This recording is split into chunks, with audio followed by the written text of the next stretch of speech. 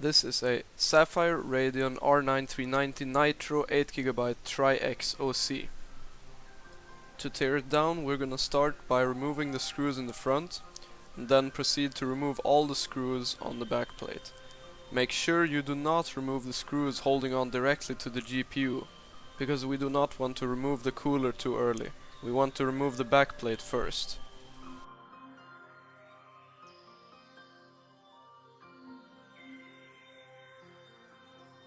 Now that we have removed all the screws on the back plate, we can take it off. Make sure you're careful, but this might require a bit of force. This is because there's a sticky thermal pad on one side.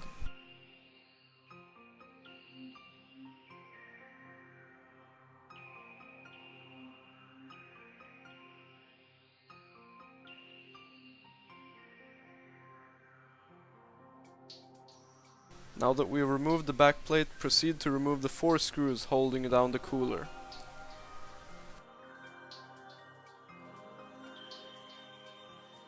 Now you have to remove the cooler. To do this, you need to pull the PCB from the cooler. This might require some force. Try to be as gentle as possible to not damage the components. Flexing a little bit should be fine, but don't push it too much. Afterwards, remove the connector connecting the PCB and the GPU cooler.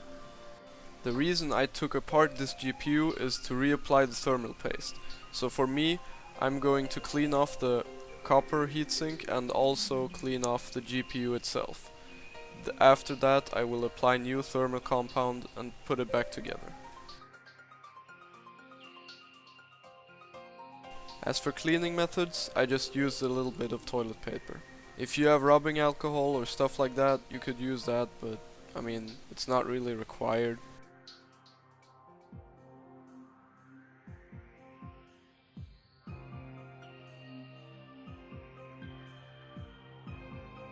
Now that the PCB is clean, I will reapply the thermal compound.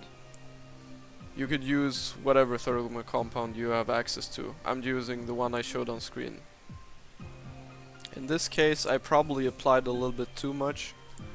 Normally you would probably use around half of what I applied there. I was quite generous because I've never really seen a chip that big on a GPU before.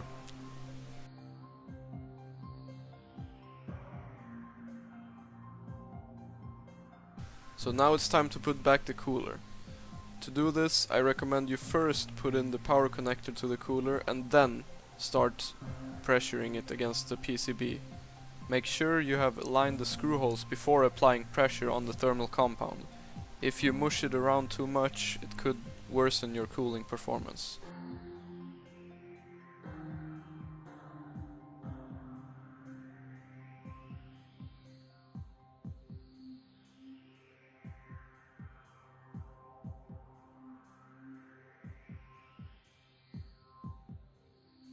Now put back the 4 screws holding down the cooler. While doing this, make sure you do not tighten them all the way until all 4 are in. When you've put all 4 in gently, then tighten them all the way, one by one.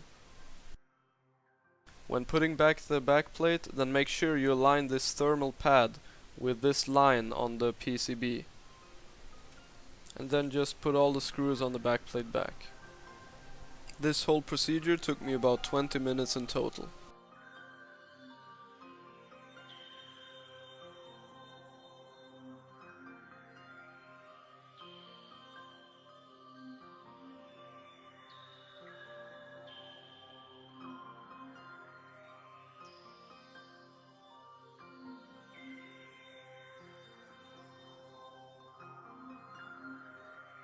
Also, don't forget these 2 small screws.